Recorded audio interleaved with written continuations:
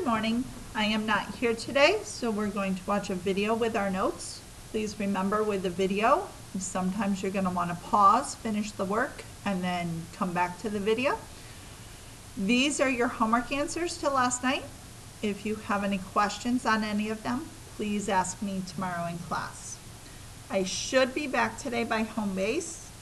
That is the plan. So, moving on.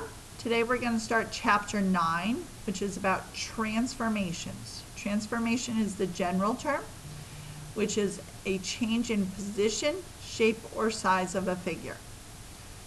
Our transformations that we're going to discuss are going to change position and size. We're never going to change the shape. The image is what I get after I transform. So that is the new image. The pre-image is the original, or sometimes we call it the old. Isometry is a transformation in which the pre-image and the image are congruent. So this obviously is not changing size. We refer to a transformation as a map, one figure onto its image, and we can use the arrow as a map. Prime notation is used to identify the image points. K prime is the image of K, and then the image of K prime would be K double prime. And we can do triple prime, quadruple prime. You can also do new letters. So we can say A is mapped on to B. So B is the image of A. Today we're going to start 9-1, which is reflections. So if I am standing in front of a mirror,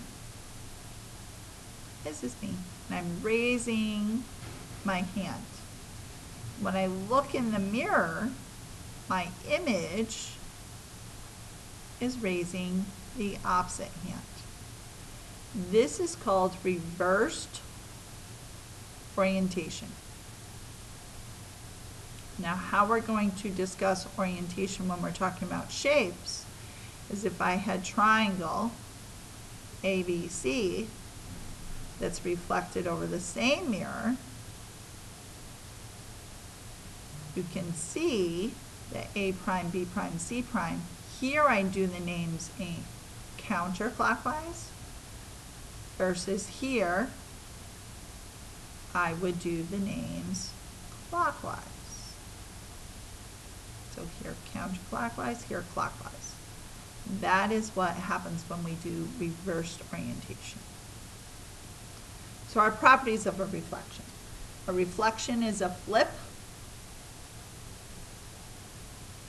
It reverses our orientation, and it's an isometry, which means that it is congruent.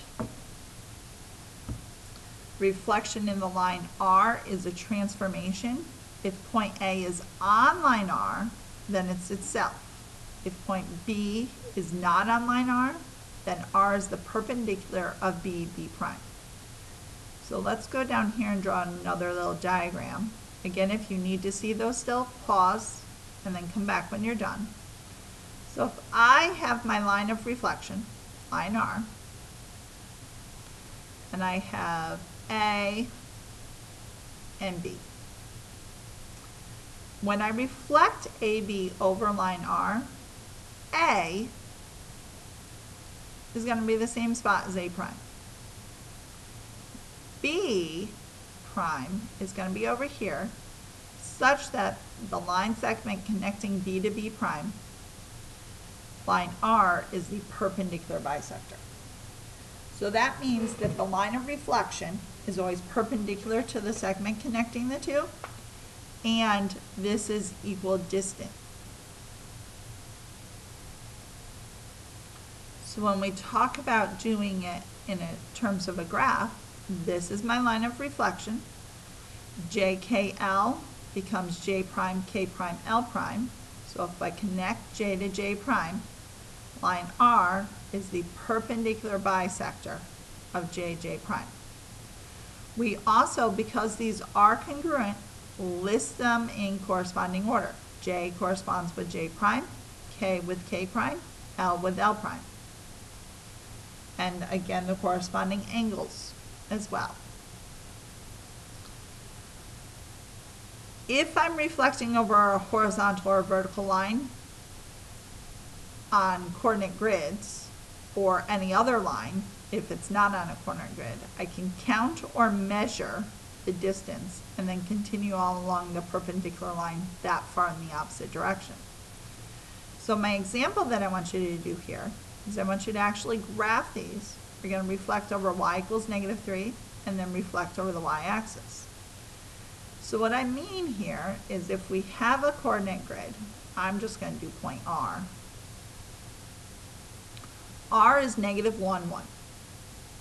I want to reflect R over y equals -3.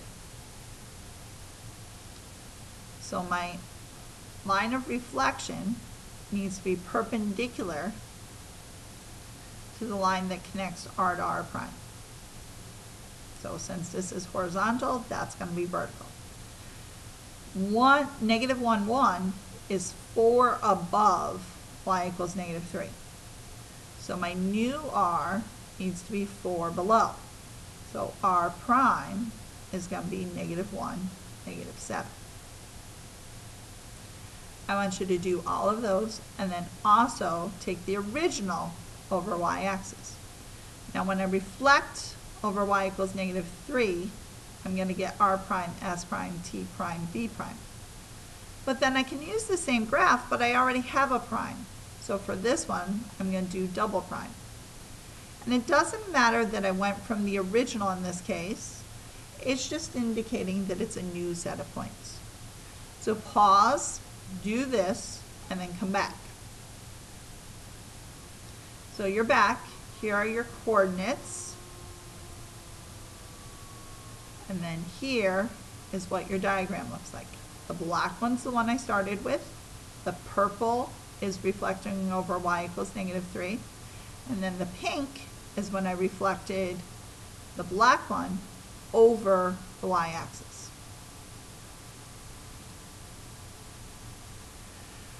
There are some rules that you can memorize when we're reflecting over in coordinate geometry. The x-axis, you negate the y-coordinate. It goes from top to bottom, bottom to top. The y-axis, you negate the x-coordinate. Left to right, right to left. When we reflect over the line y equals x, remember which the line y equals x is the line that goes through the origin with a slope of 1. When I reflect over that, what ends up happening is I flip the coordinates. So in other words, if I did -2, 2,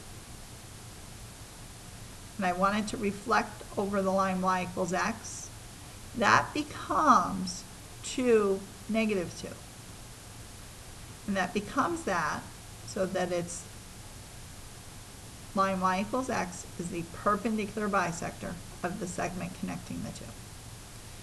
If I were reflecting over the line y equals -x, I flip and change the sign of both. As we get further along, we will reflect over any line, and then we need to take into account the slope and the midpoint.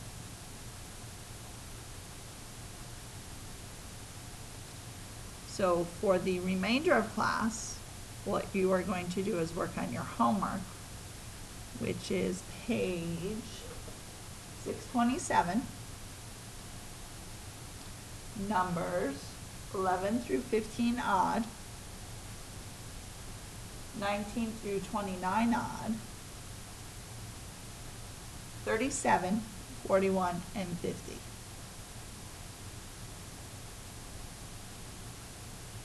Have a good day. I'll see you tomorrow.